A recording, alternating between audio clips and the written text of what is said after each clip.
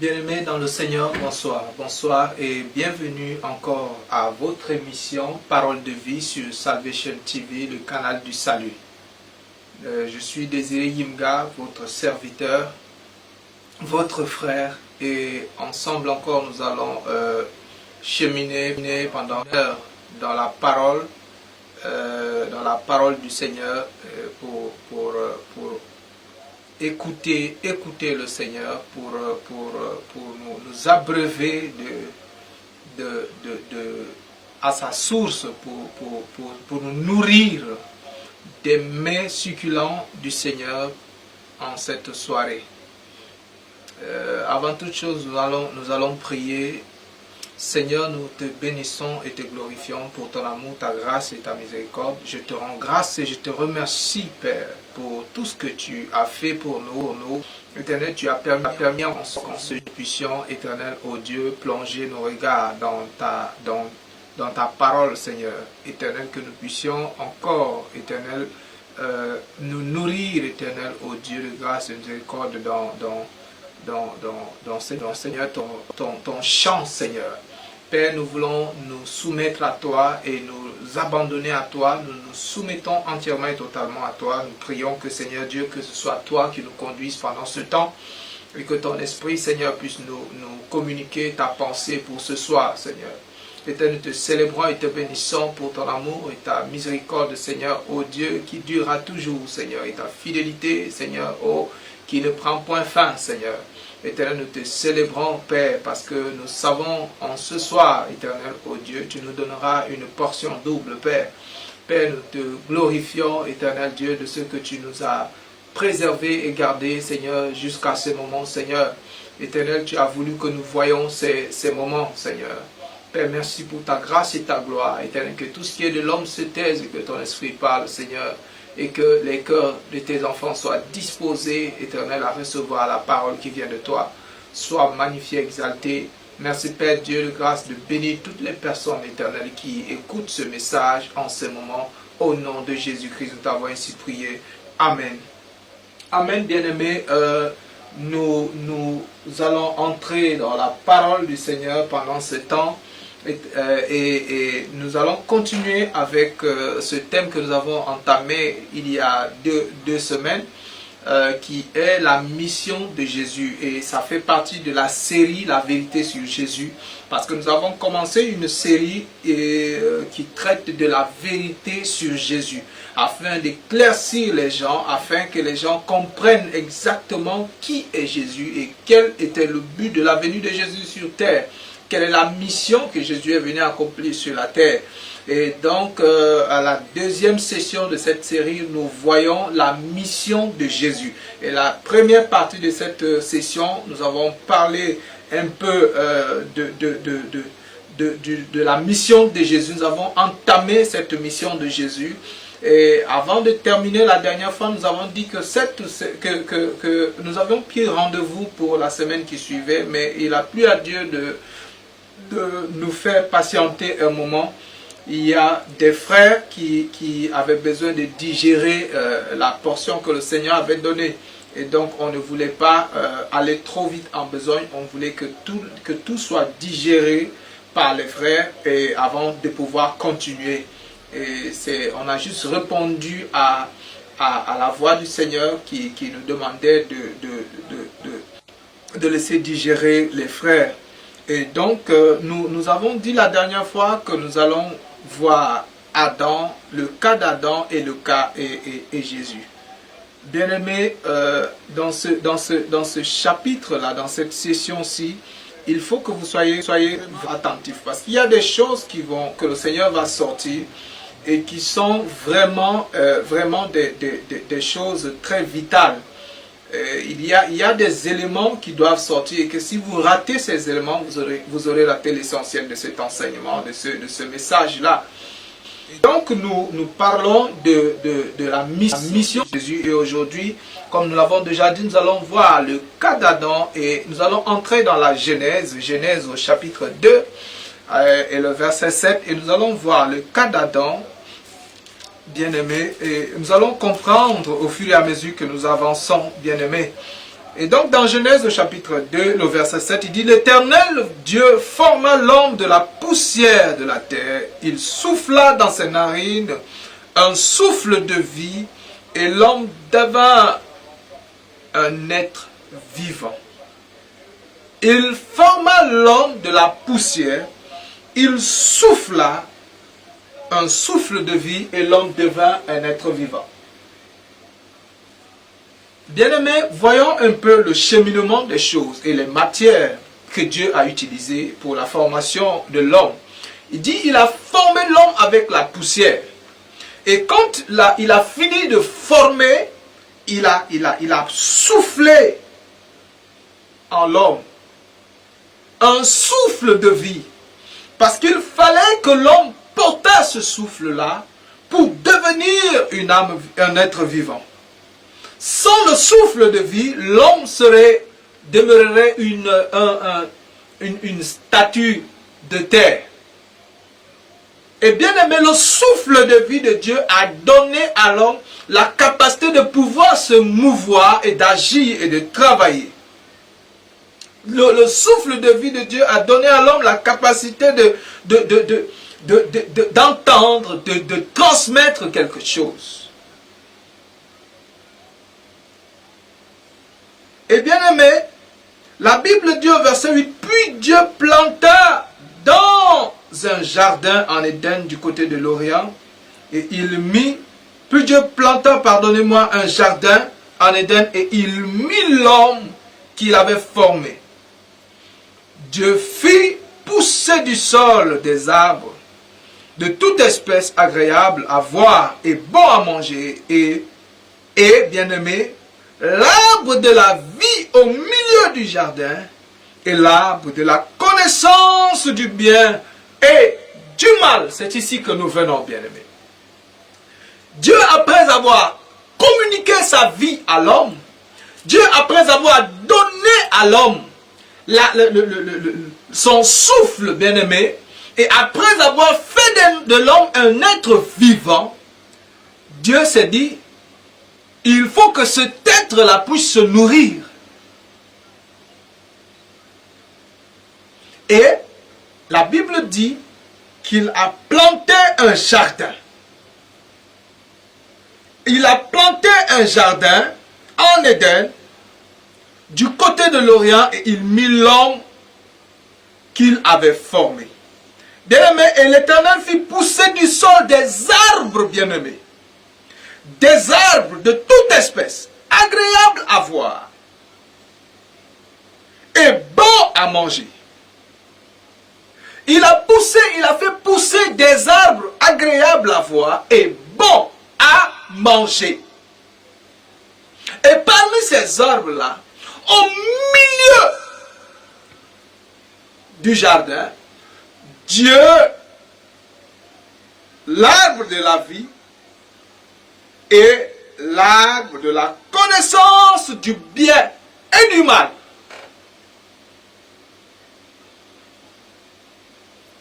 L'arbre, Dieu a fait ces arbres-là.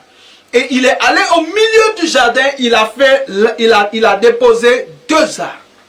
L'arbre de la vie et l'arbre de la connaissance du bien et du mal.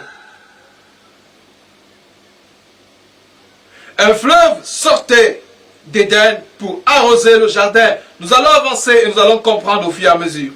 Et de là, se divisait en quatre bras. Le nom du premier était Pichon.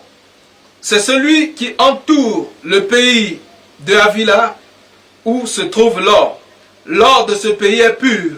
Et on y trouve aussi le délium et la pierre d'onyx. Le nom du second fleuve est Guion. C'est celui qui entoure tout le pays de Couche. Le nom du troisième est Hidékel. C'est celui qui coule de l'Orient à l'Orient de la Syrie. Le quatrième fleuve est l'Euphrate. Bien-aimé, Dieu prit l'homme et le plaça dans le jardin d'Éden pour le cultiver et pour le garder.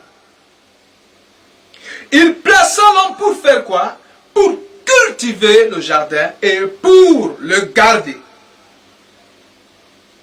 Bien-aimé, au verset 16, Dieu donna cet ordre à l'homme. Tu pourras manger de tous les arbres du jardin.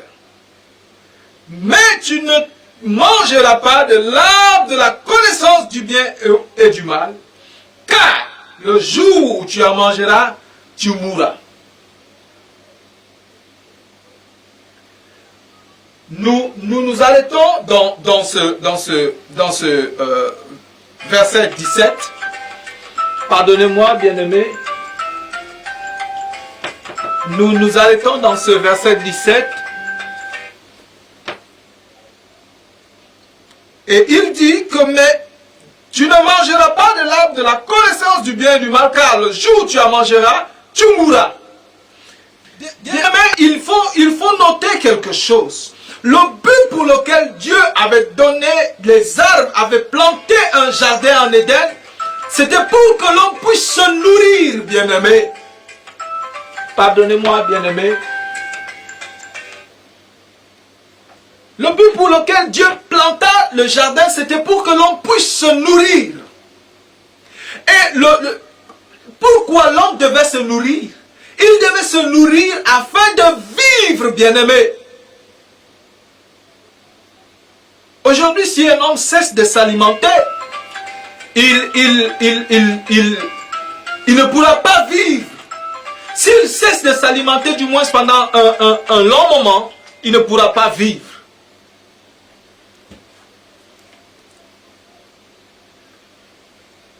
Le but pour lequel Dieu a planté ce jardin, c'était pour que l'homme se nourrisse. Et parmi les arbres que Dieu avait plantés dans le jardin, il y a un arbre que Dieu a dit, tu ne mangeras pas, parce que le jour où tu mangeras de cela, tu mourras. Mais Seigneur, tu as planté ce jardin afin qu'en mangeant, l'homme ait la vie. Mais comment se fait-il qu'il y a parmi les fruits, des fruits que si je mange, je meurs? Donc, il y a dans le jardin deux arbres, la vie et la connaissance du bien et du mal. Et l'arbre de la connaissance du bien et du mal, le Seigneur dit, quand tu manges de cet arbre, tu mourras. Ça veut dire quoi?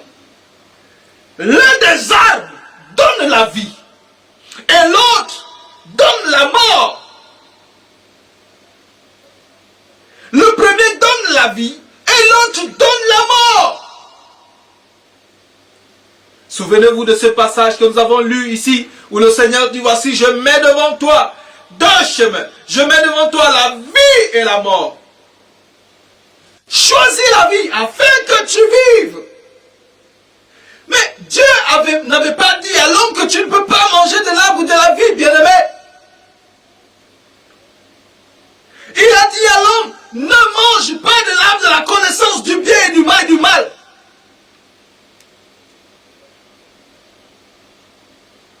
Parce que cet arbre-là, son fruit conduit à la mort.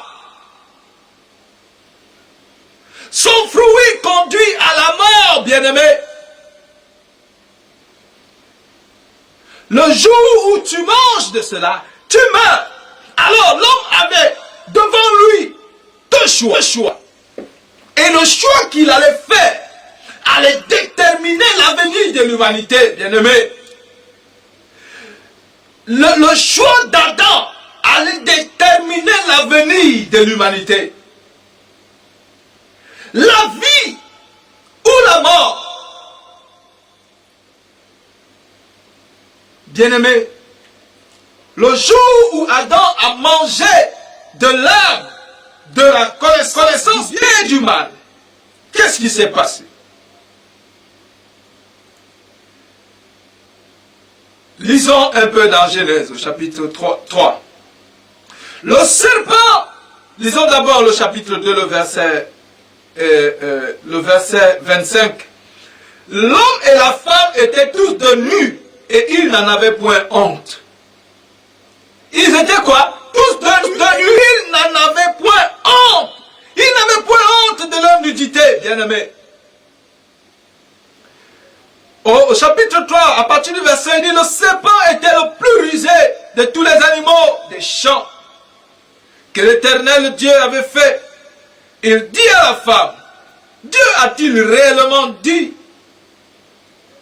vous ne mangerez pas de tous les arbres du jardin? La femme répondit au serpent, nous mangeons du fruit des arbres du jardin. Dieu nous a permis de consommer tous les fruits de tous les arbres qui sont dans le jardin. Je ne sais pas combien d'espèces d'arbres il y avait dans ce jardin. Mais la Bible dit qu'il y en avait à profusion. Il y en avait en abondance, bien-aimés. Et l'homme avait la charge de cultiver et de garder le jardin. Ça veut dire quoi? L'homme pouvait cueillir un fruit et prendre le noyau, aller planter pour avoir encore plus. Il y avait des fleuves que Dieu avait pourvus, qu'il aimait alimenter le jardin. Ça veut dire quoi? Si l'homme plantait, cela poussait et il allait pouvoir se nourrir de génération en génération, bien-aimé. Parce que c'est Dieu qui avait donné la provision. Dieu avait donné la provision, bien-aimé. Dieu avait veillé à ce que si l'homme obéissait à sa voix, toute sa descendance d'éternité en éternité allait consommer, allait se nourrir de génération en génération, la descendance de l'homme pouvait se nourrir parce que Dieu avait donné la provision, bien-aimé.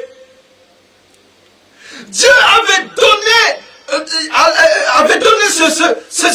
cette capacité à l'homme de cultiver le jardin. Il y a des gens qui disent que non, si l'homme n'avait pas péché, il n'y aurait pas le travail. Qui vous a dit ça? Lisez la Bible. Le travail a été institué avant le péché. Cultiver demande des efforts, bien-aimés.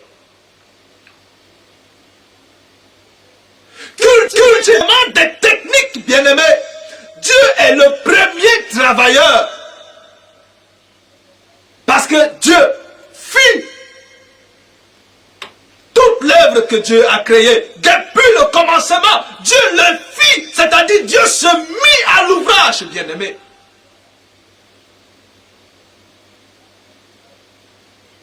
Donc ce n'est pas à cause de Adam que nous travaillons aujourd'hui.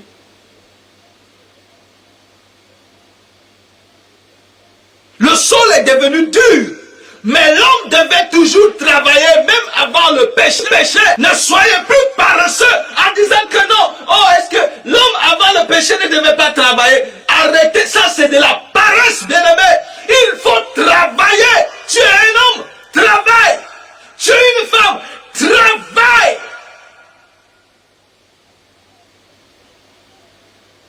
Dieu avait donné la provision, la capacité. Dieu avait rendu la terre fertile. Et Dieu avait dit à l'homme, cultive le jardin et garde-le. Pourquoi le garder? Parce que après, tu commenceras à donner naissance à des enfants. Il faut leur enseigner aussi comment cultiver le jardin et le garder. Après, eux aussi donneront naissance à d'autres enfants. Il faudra que eux aussi, ils enseignent à leurs enfants à cultiver et à garder le jardin de génération en génération. Bien-aimé.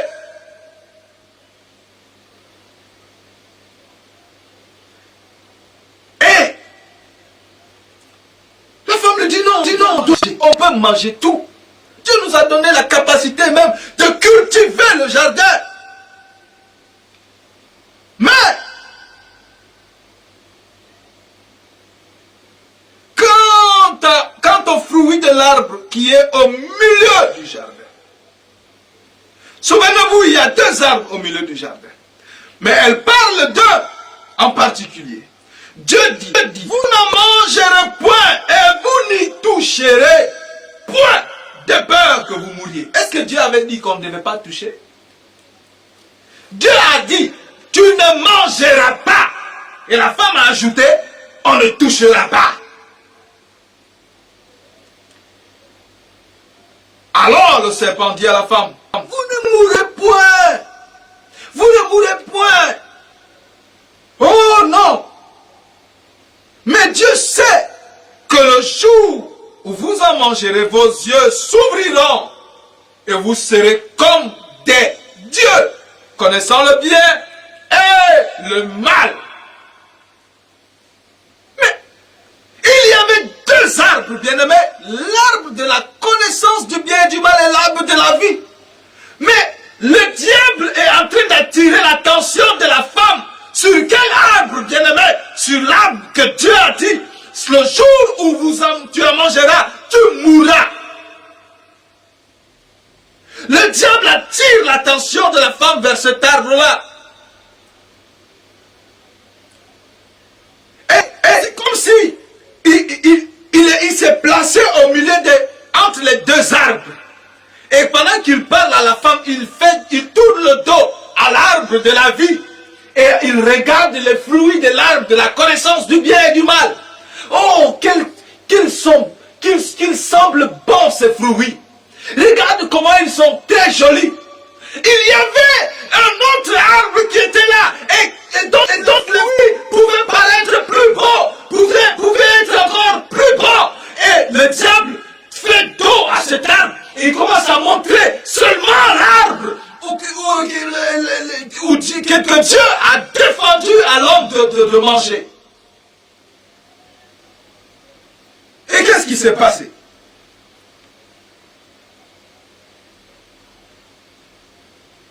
La femme dit que l'arbre était bon à manger et agréable à la vue. Et il était précieux pour ouvrir l'intelligence. Elle prit de son fruit et en mangeant. Et elle en donna aussi à son mari qui était auprès d'elle et il mangea. Mais où était le mari pendant que la femme échangeait avec le serpent? Bien aimé, nous parlons de la mission de Jésus et nous posons les bases et les fondements pour que nous puissions comprendre pourquoi il fallait que Jésus vienne.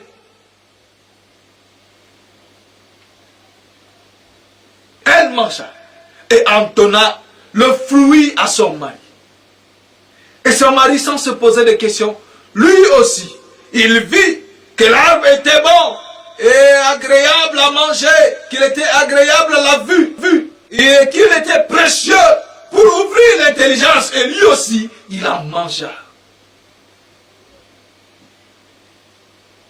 La femme a regardé à l'arbre. Elle a dit, ah, quel bel arbre. Regarde comment ces fruits sont agréables à regarder. Et il y a des gens qui dessinent une femme sous un pommier et ils disent que le fruit là, ce sont les pommes. Le Seigneur n'a jamais, la Bible n'a jamais dit que c'était des pommes.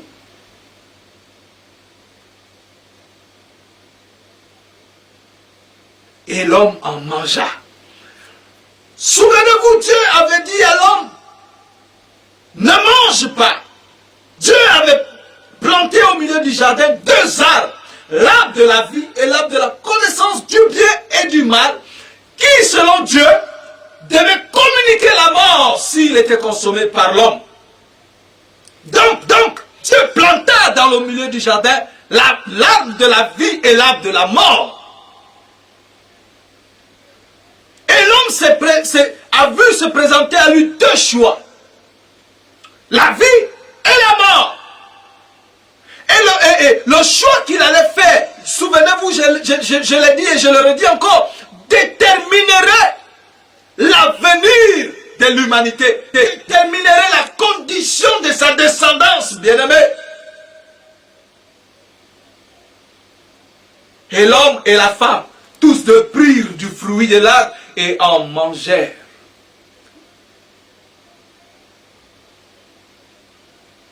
Et quand il finit de manger, La Bible dit que les yeux de l'un et de l'autre s'ouvrirent et ils connurent qu'ils étaient nus. Au verset 25 du chapitre 2, il était dit que l'homme et la femme étaient nus, mais ils n'en avaient point honte. Mais d'où leur est venue la honte? Au point de se coudre des feuilles pour se couvrir. La honte est venue à partir du moment où ils ont consommé de l'arbre qui produit la mort.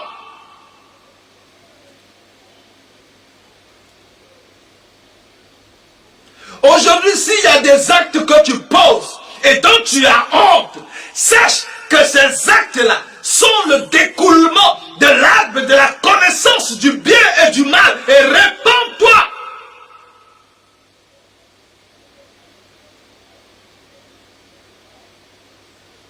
Non, je ne veux pas que le pasteur sache que je fume.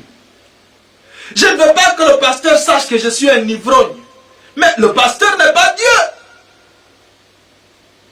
Je ne veux pas que l'apôtre sache que moi, je me bats, que je suis querelleur, que je suis un homme à problème, que je suis une femme à palabre.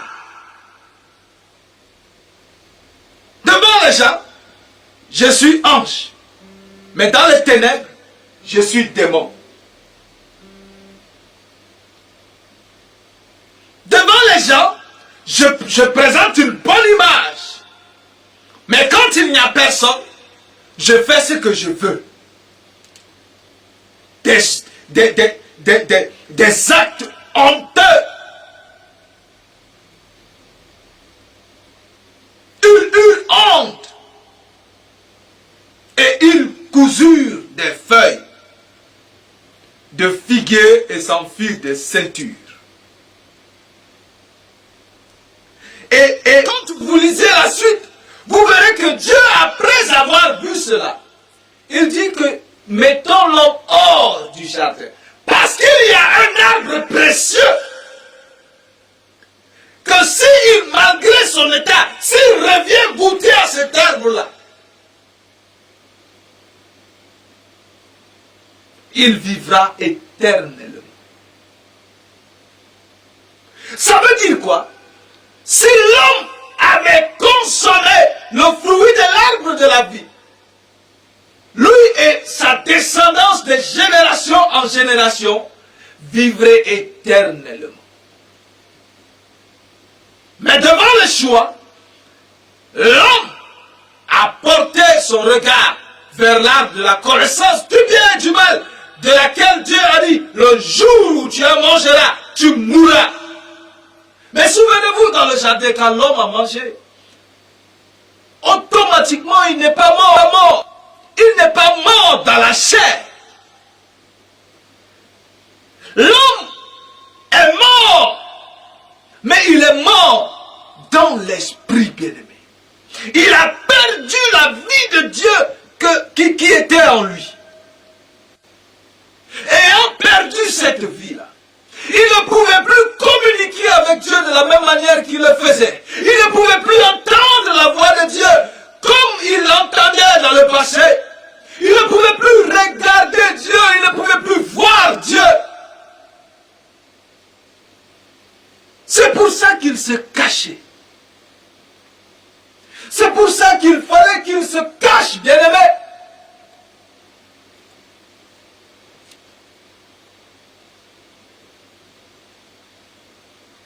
Il a commencé à se cacher. Il a commencé à fuir la face de Dieu. Il a commencé à fuir la présence de Dieu. C'est un signe de mort, bien-aimé. C'est un signe que l'homme était déjà plongé dans les ténèbres. Il ne pouvait plus voir la lumière. Il ne pouvait plus marcher à la lumière. Parce que ses actes étaient devenus des actes ténébreux. Il fallait se cacher. Il fallait commencer à se cacher pour faire les choses. Il fallait commencer à se cacher pour manger les choses interdites. Il fallait commencer à se cacher pour dire n'importe quoi.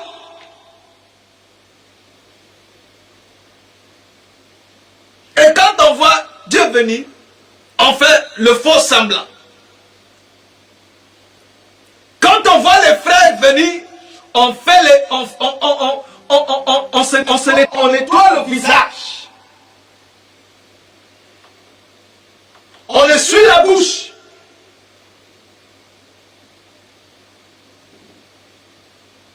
On essuie la bouche, bien-aimé.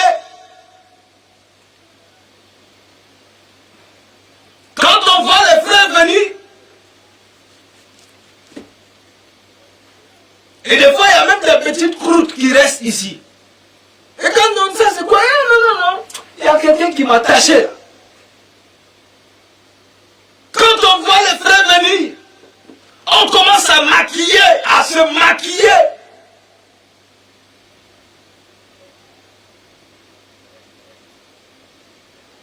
S'il avait consommé de l'arbre de la vie, il aurait vécu éternellement et sa descendance avec lui. Parce que le plan de Dieu était que l'homme vive dans l'éternité avec lui.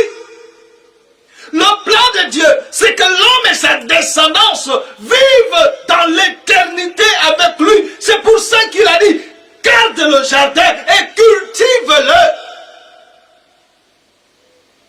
Parce que ta descendance aura envie de se nourrir. Et autant vous vous multiplierez, autant vous multiplierez les semences, autant vous multiplierez les plants pour continuer à vous nourrir devant moi, pour continuer à grandir devant moi.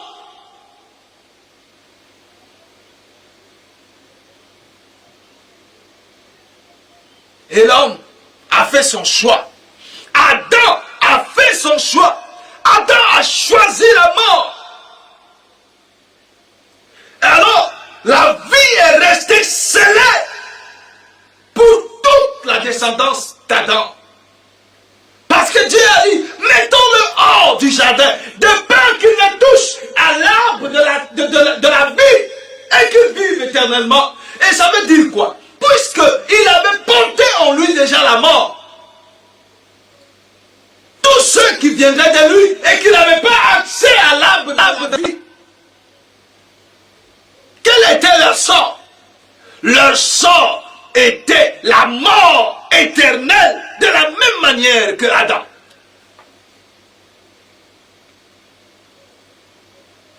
Alors, la vie a été scellée.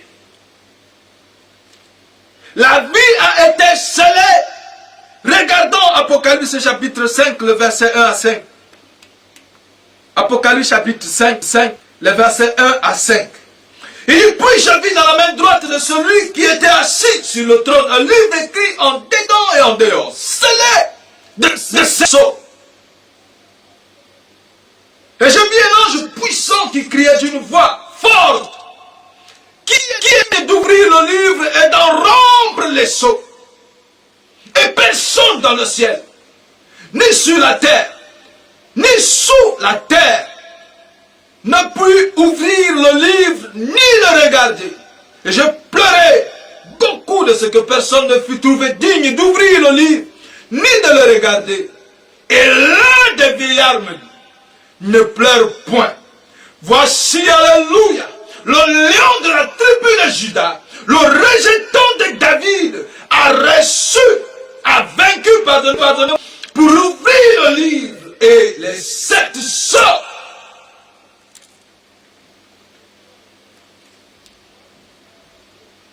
Sur la terre, dans le ciel, sous la terre, parmi ceux qui étaient morts, il n'y avait personne qui pouvait ouvrir le livre. Il n'y avait personne qui pouvait déceler le livre de la vie afin de rendre la vie accessible à l'humanité, bien-aimé. Parce que lorsque Dieu avait chassé du jardin, il a cassé l'arbre de la vie.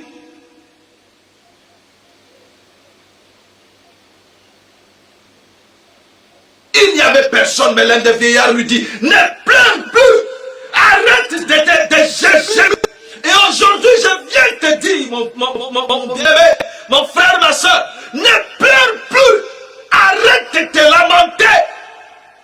Quel est le sujet pour lequel tu pleures depuis des années?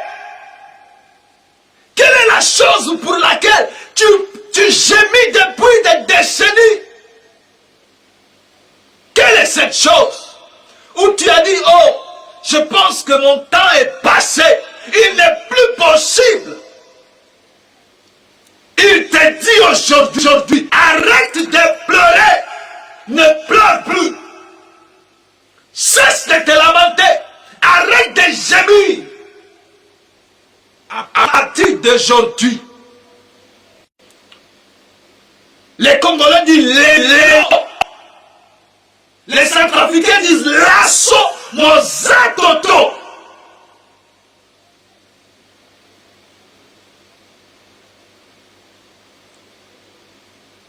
Arrête de pleurer parce qu'il y a une solution. Quelle est cette chose que tu penses qu'il est impossible que Dieu intervienne pour régler? Quel est ce problème que tu penses qu'il est impossible que Dieu règle pour toi? Quelle est cette situation devant laquelle tu dis non, il n'y a plus de solution? Quelle est-il? Quelle est-elle? Le Seigneur te dit aujourd'hui, ne pleure plus.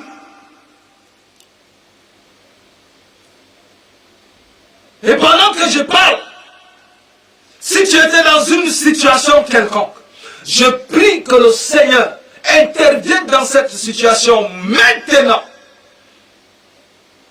Maintenant. Et que tu en sois totalement guéri et libéré au nom de Jésus. Ne pleure plus. Pourquoi? Parce que quoi? Le lion de la tribu de Juda, le rejeton de David, il a fait quoi? Il a vaincu. Lorsqu'on parle de vaincre, c'est parce qu'il y avait une bataille, bien-aimé. Il n'a pas vaincu en s'asseyant sur son canapé en attendant le bien. Il a vaincu parce qu'il est allé au front. Il est allé sur le champ de bataille et il a mené le combat. Il a bataillé sur le battlefield et il est sorti de là avec la solution, bien-aimé. Arrête de pleurer.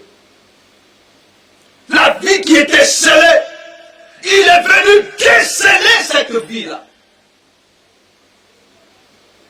Il est venu déceler cette vie. Galates au chapitre 1, qu'est-ce que la Bible nous dit? Galates chapitre 1. Galates chapitre 1. Je sais que vous avez avec vous vos Bibles. Et lorsque nous parlons, nous lisons ensemble. Et nous voyons, nous découvrons ces choses ensemble. À partir du verset 3. Il dit que la grâce et la soit donnée de la part de Dieu le Père et de notre Seigneur Jésus-Christ, qui s'est donné lui-même pour nos péchés, pardonnez-moi, afin de nous arracher du présent siècle mauvais. Qu'est-ce qui avait rendu le présent siècle mauvais? C'était l'acte que Adam avait posé avec sa femme dans le jardin. Et il a rendu le présent siècle mauvais. Et la vie qu'il a refusé de regarder, qu'est-ce que la Bible dit ici? Il dit, il s'est donné lui-même. Il est sorti du jardin. Il est sorti de là où Dieu l'avait caché. Et il s'est avancé. Et il s'est donné lui-même. Afin quoi? De nous arracher du présent siècle mauvais. Jean 10, 10. Jean 10, 10. Jean 10, 10. Jean 10 au verset 10, la Bible dit, le voleur ne vient que pour dérober, égorger et détruire. Moi je suis venu afin que mes brebis aient la vie et qu'elles qu'il soit dans l'abondance, bien-aimés. Souvenez-vous, lorsque Dieu a créé l'homme, Adam, et qu'il avait placé dans le jardin, il était dans l'abondance. Et au milieu de cette abondance se trouvait un arbre, l'arbre de la vie, bien-aimé. Au milieu de cette abondance se trouvait Christ. Christ est la source de toute abondance, bien-aimé. Et si tu veux vivre dans l'abondance, si tu veux vivre dans la plénitude de la grâce, tu dois avoir Christ en toi. La Bible dit Christ en nous, l'espérance de la gloire, bien-aimé. Au milieu de cette abondance, il y avait l'arbre de la vie.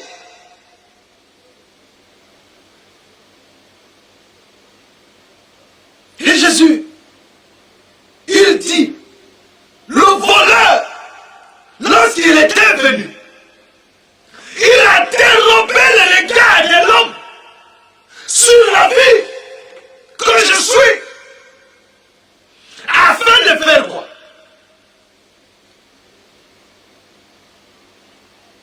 Afin d'égorger l'homme et de le détruire.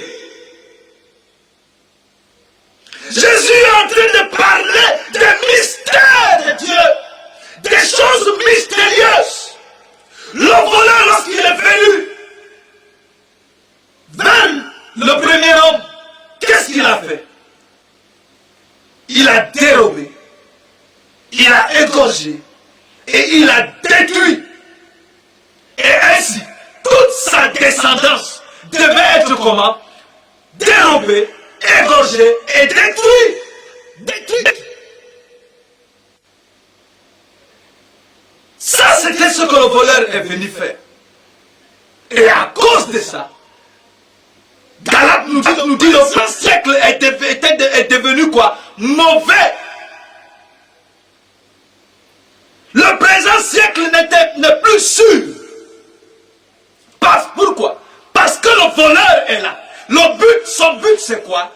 Dérober, égorger et détruire. Se nourrir de ta chair et boire ton sang. C'est ça son but. À cause de cela, le présent siècle est devenu mauvais. Et pour sortir, pour échapper, qu'est-ce qu'il faut faire? Il faut manger de l'arbre de la vie. Jésus dit que je suis venu afin que mes brebis aient la vie et qu'elles soient dans l'abondance. Galate a dit, il s'est donné lui-même afin de nous faire quoi? De nous dérober dans la position dans laquelle le voleur nous avait placés. Je suis venu afin que mes brebis aient la vie et qu'elles soient dans l'abondance. Adam était dans l'abondance. Adam n'avait besoin de rien. Adam n'avait besoin de rien, bien-aimé.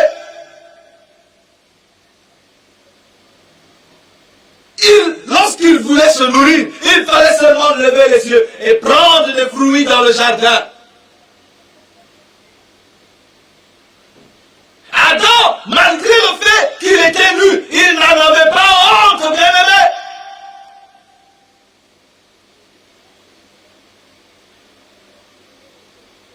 Il n'en avait pas honte. Il était dans l'abondance. Pourquoi? Parce que Adam avait ce qui dépassait toutes choses. Souvenez-vous, nous l'avons lu dans Genèse 2, il dit que Dieu souffle de son souffle en l'homme et l'homme est devenu une âme vivante, bien-aimé. Un être vivant. Il avait quelque chose de précieux en lui. Il avait la vie de Dieu. Il avait l'esprit de Dieu en lui. Et c'est ça qui faisait son abondance, bien-aimé. Et aujourd'hui, Christ est venu restituer cette abondance-là. Christ est venu te redonner la vie de Dieu, te redonner l'esprit de Dieu, afin que tu sois dans l'abondance, bien-aimé. Aujourd'hui, tu comprends, quand la Bible te parle d'abondance, ce n'est pas que tu vas posséder toutes les richesses de ton pays. Lorsque la Bible te parle d'abondance, lorsque le Seigneur te parle d'abondance, c'est de te restituer ce que le voleur t'avait volé, c'est de te restituer la vie que le voleur t'avait prise, c'est de te restituer la nature que le voleur t'avait dérobée. C'est de rebâtir ce que le voleur avait détruit.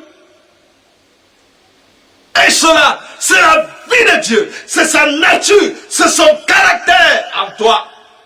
C'est de ça qu'il est question lorsque le Seigneur te parle d'abondance.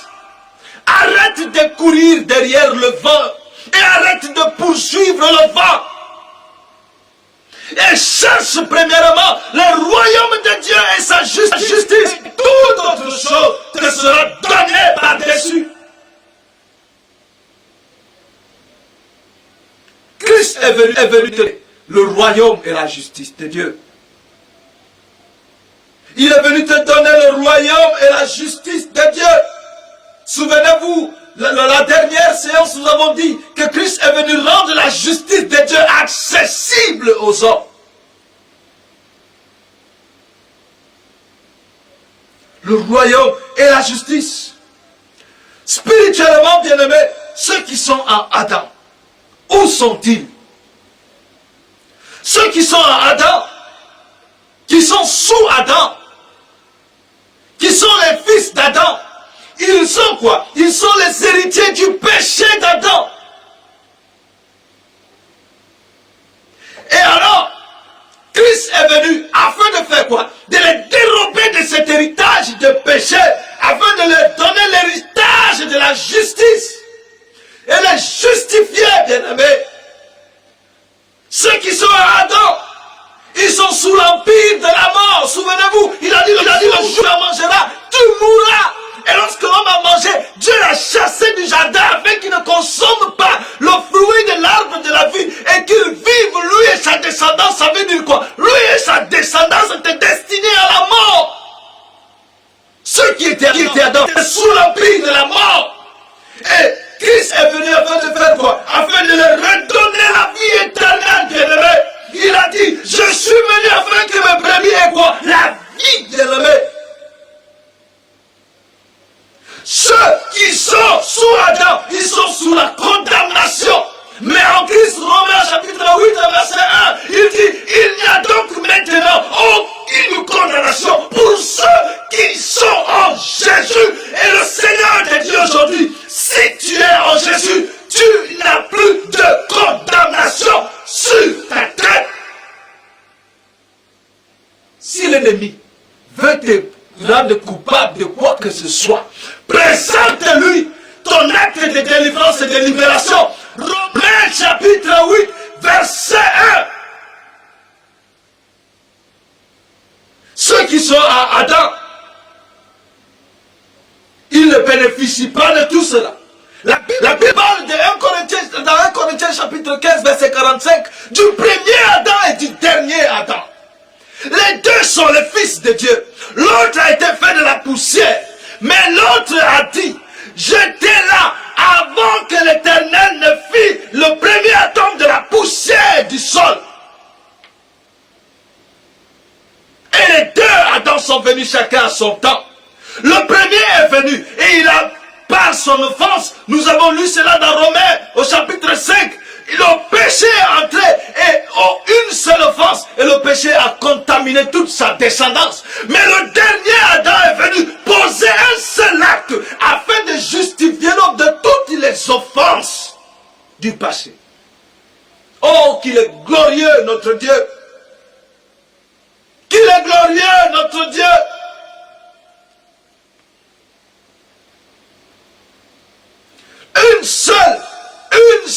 Un seul acte pour justifier d'une multitude de fautes et de péchés.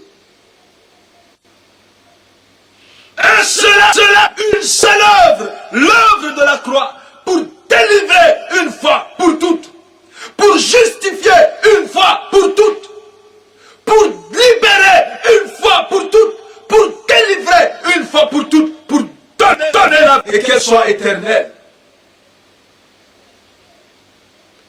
mission de Christ, bien-aimé. Galates chapitre 3, verset 13. Galates 3, 13. Galates 3, 13. Galates chapitre 3, le verset 13, la Bible dit: Christ nous a rachetés de la malédiction de la loi, étant devenu malédiction pour nous, car il est écrit maudit, et quiconque est pendu au bois. Afin que la bénédiction d'Abraham eût pour les païens son accomplissement en Jésus-Christ, et que nous reçussions par la foi l'esprit qui avait été promis. Voyez ce que le diable avait dérobé. Voyez ce que le diable avait volé. Voyez ce que le voleur avait pris. Christ est venu le restituer. Et qu'est-ce qu'il dit? La bénédiction d'Abraham. Et quelle est cette bénédiction? Que nous reçussions par la foi l'esprit qui avait été promis. La bénédiction d'Abraham. Abraham, en anglais, on avait l'habitude de chanter quand j'étais petit. Abraham, blessings are mine. Abraham, blessings are mine. I am blessed in the morning, blessed in the evening. Abraham, blessings are mine. Et on voyait en ça les bénédictions matérielles. On voyait en ça les grosses voitures. Et quand je chantais cela, je faisais dans ma tête l'image de toutes les choses que j'imaginais être cette bénédiction. Et je me voyais dans une grosse maison, dans une grande maison, en train de conduire des grosses voitures. Abraham, blessings are mine. Les bénédictions d'Abraham sont miennes. Et on voyait le matériel. On voyait les choses périssables. On voyait le vent. Mais la Bible nous dit ici que quelles sont ces bénédictions? Que par la foi, nous reçussions l'esprit qui avait été promis. Bien-aimé, dans Hébreu, il dit que les anciens, ils ont connu ces choses, ils ont voulu les toucher. Pensez-vous que ce sont les bénédictions que ces anciens n'avaient pas vues? C'est de l'argent qu'ils n'avaient pas eu. Lisez les livres anciens, bien-aimés. La plupart de ces personnes étaient dans l'abondance, il ne manquait de rien. Mais de quoi est-ce que la Bible dit qu'ils ont vu et salué de loin? Ils ont voulu sonder les temps. Et Dieu leur a dit que non, ce n'était pas pour eux. C'était quoi? C'est quel argent que le roi David n'avait pas, que Salomon n'avait pas? C'est quel or qu'il n'avait pas?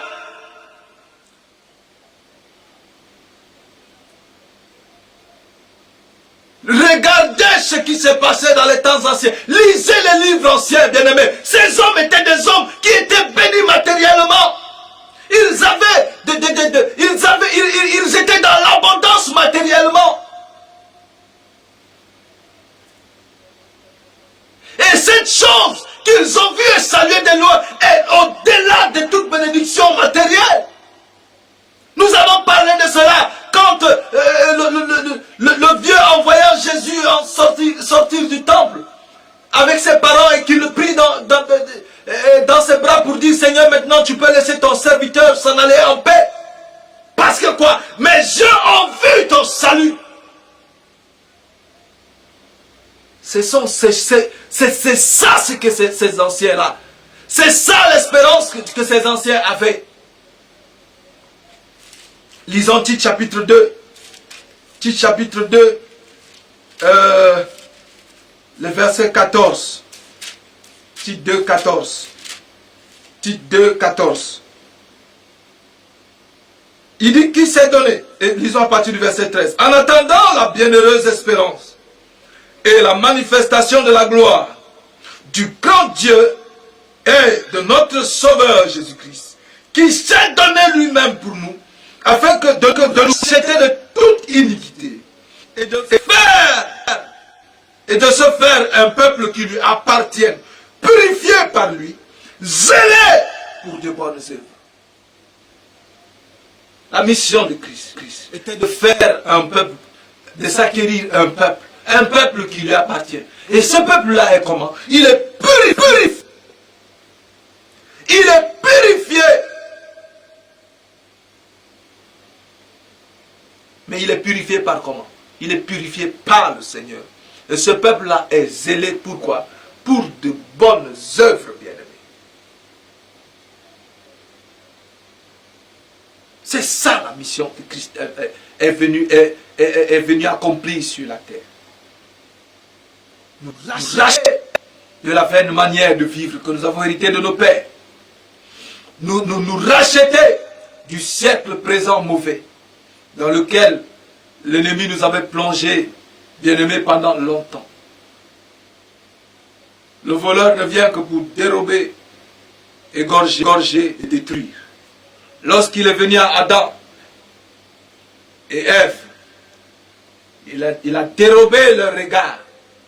De quoi? De l'arbre de la vie, pour leur présenter l'arbre de la connaissance du bien et du mal, de laquelle Dieu a dit: le jour où vous en mangerez, vous mourrez. De cet arbre-là. Et quand l'homme a tourné son regard vers cet arbre, qu'est-ce qu'il a fait? Il a égorgé et il a détruit la destinée de l'homme. L'ennemi ne détruira pas ta destinée au nom de Jésus. Le diable ne va pas égorger ta destinée au nom de Jésus. Le diable ne va pas égorger ta postérité au nom de Jésus. Ta descendance ne sera pas dérobée par le diable au nom de Jésus, bien-aimé. Seigneur, merci pour ta grâce. Merci pour le don de Christ, bien-aimé. Merci, Seigneur. Oh Seigneur. Père, je glorifie ton nom, Seigneur. De ce que, Seigneur, en Christ, tu m'as redonné, Seigneur, tout ce que j'avais perdu. Seigneur, de ce qu'en Christ, tu m'as redonné, éternel, oh Dieu, l'héritage perdu, Seigneur. Seigneur, merci de ce qu'en Christ, je ne suis plus sous la condamnation. Merci de ce qu'en Christ, Seigneur, j'ai reçu la vie éternelle. Père, merci pour la vie que tu m'as donnée en Christ, Seigneur. Merci, Seigneur. Éternel Dieu de grâce pour la justification en Christ. Merci, éternel, de ce que tu m'as sorti de l'héritage d'Adam, Seigneur, pour me placer dans l'héritage de Christ.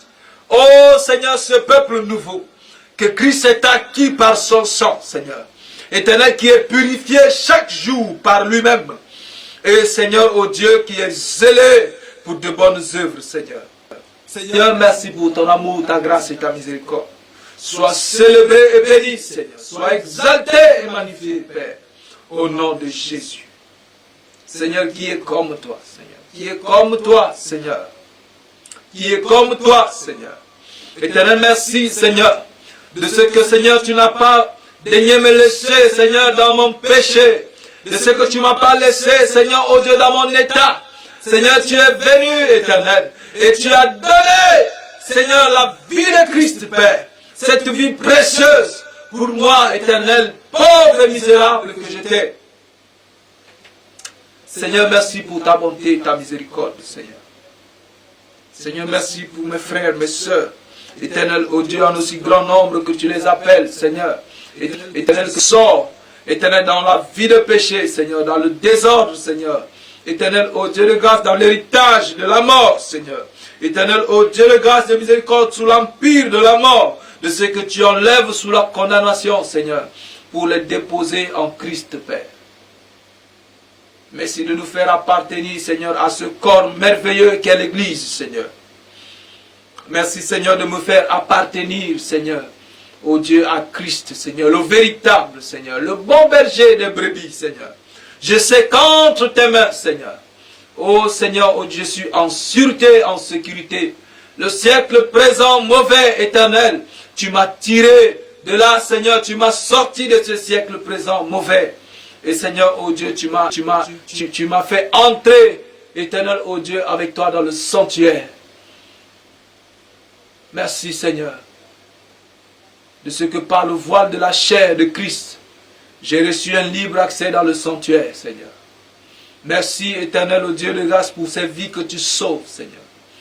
Éternel, par la même occasion, nous voulons t'implorer pour nos frères, éternel, ô Dieu, qui souffrent dans la chair. Éternel, ô Dieu, certains sont malades, Seigneur. Je pense à maman Hélène, Wagolo, Seigneur. Wanji, Seigneur. Éternel, ô Dieu, Je prie pour que tu étendes ta main et que tu touches ses pieds malades, Seigneur.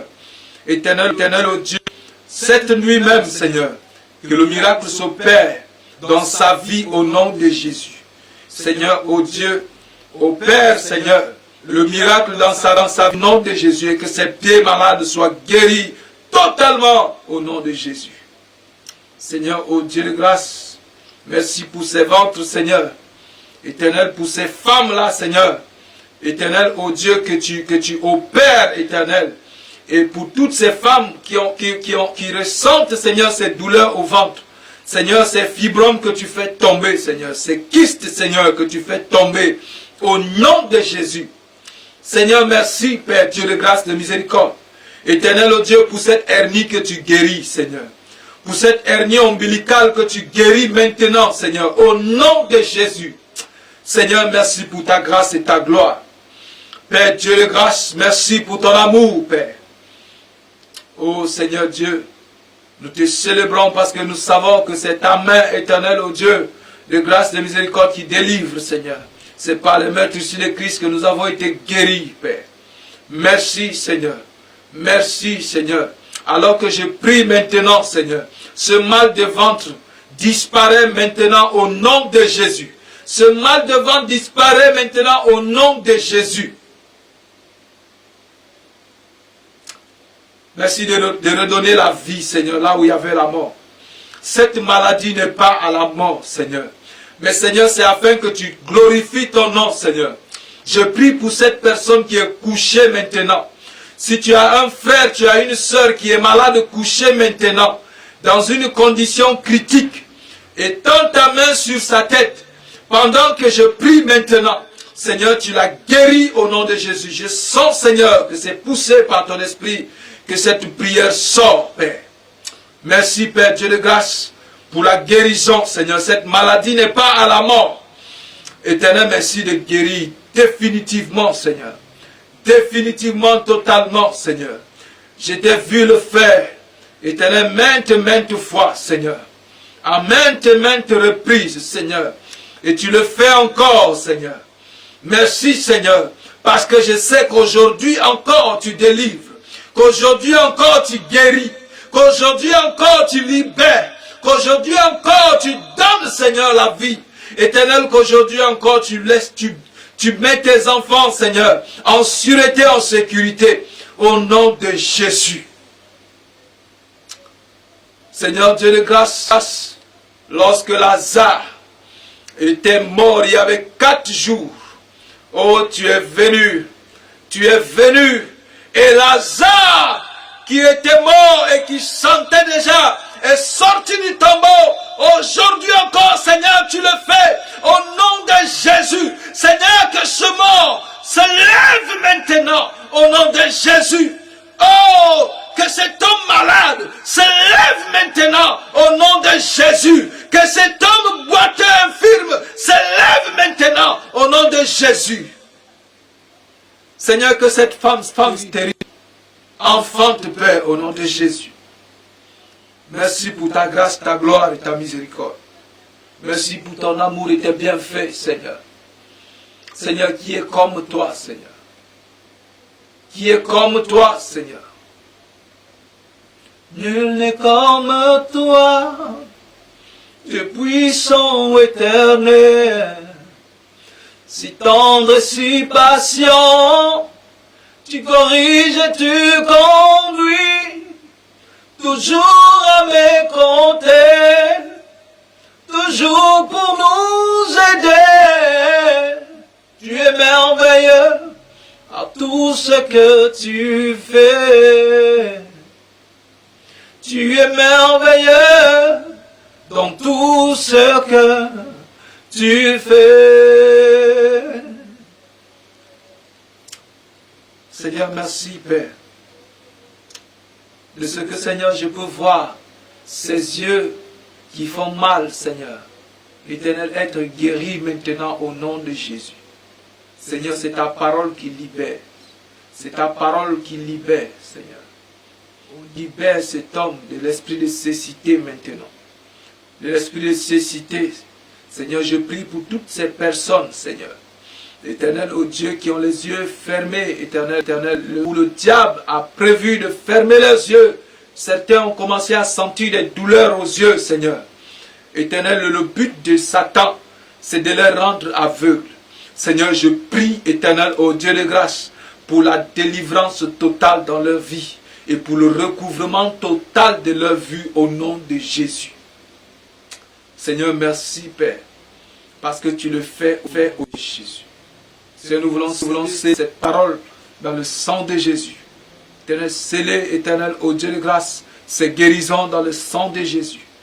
Au nom de Jésus, Seigneur, nous te célébrons et te bénissons de ce que, Seigneur, ton esprit a encore donné plus que ce que nous attendions, Père. Merci, Père Dieu de grâce, pour tout ce que tu fais dans nos vies. Au nom de Jésus. Sois glorifié, Père, sois magnifié, exalté, Seigneur. Au nom de Jésus, nous t'avons ainsi prié. Amen. Amen, bien-aimé. Je sais que le Seigneur a opéré des grands miracles en ce soir. Et tu dois avoir foi en ce que le Seigneur a fait dans ta vie maintenant.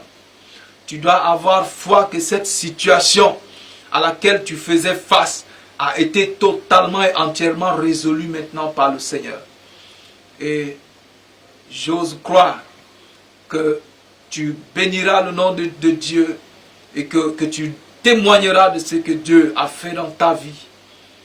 Au nom de Jésus. Nous prenons rendez-vous encore le dimanche pour le culte dominical et le mercredi avec votre émission Étude de la Bible. Et s'il plaît à Dieu, le vendredi prochain, nous nous retrouverons encore dans le cadre de cette émission Parole de vie. Je suis votre humble serviteur Désiré Yunga et nous avons partagé ce moment ensemble.